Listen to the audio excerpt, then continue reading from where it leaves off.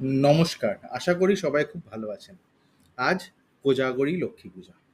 আশ্বিন মাসের শুক্লপক্ষের শেষে পূর্ণিমা তিথিতে কোজাগরী লক্ষ্মী পুজো করা হয়, যা দুর্গা উৎসবের পরে অনুষ্ঠিত হয়।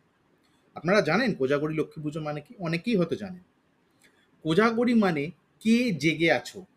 বিশ্বাস করা হয় এই রাতে দেবী লক্ষ্মী ঘরে ঘরে ঘুরে বেড়ান এবং যিনি জেগে থাকেন তার ঘরে তিনি প্রবেশ করেন ও তার উপর কৃপা বর্ষণ করেন। এই রাতে পুজো করলে মনের বাসনা পূর্ণ হয় এবং গৃহে সুখ শান্তি আসে বলে মনে করা হয়। কেবল কোজাগরী পূর্ণিমায় নয়, বাঙালিরা প্রতি বৃহস্পতিবারও ভক্তি ভরে লক্ষ্মী পুজো করে থাকেন। এই পুজো করলে জীবনে সুখ, সৌভাগ্য ও সমৃদ্ধি লাভ করা হয়।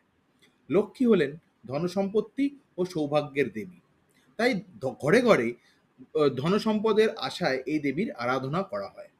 বিশ্বাস করা হয় যে দেবী লক্ষ্মী পরিষ্কার পরিচ্ছন্নতা পছন্দ করেন। তাই লক্ষ্মী পুজোর দিন বাড়িঘর পরিষ্কার রাখা হয় এবং আলপনা আঁকা হয়।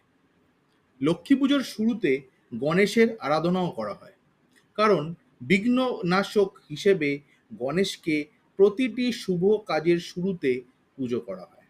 এই তথ্যগুলি দিয়ে লক্ষ্মী পুজোর প্রচলিত ধারণার বাইরে আমরা কিছু নতুন দিক তুলে ধরার চেষ্টা করলাম, জানি না পারলাম কিনা। এই পূজার তাৎপর্য আরও ভালোভাবে বুঝতে যাতে সাহায্য হয় সবার, সেই চেষ্টাটাই করলাম। আমি মনে করছি এটা অজানা তথ্য, আপনাদের কাছে জানা হতেই পারে। তো যদি অজানা তথ্য বলে ভুল করে থাকি ক্ষমা করবেন।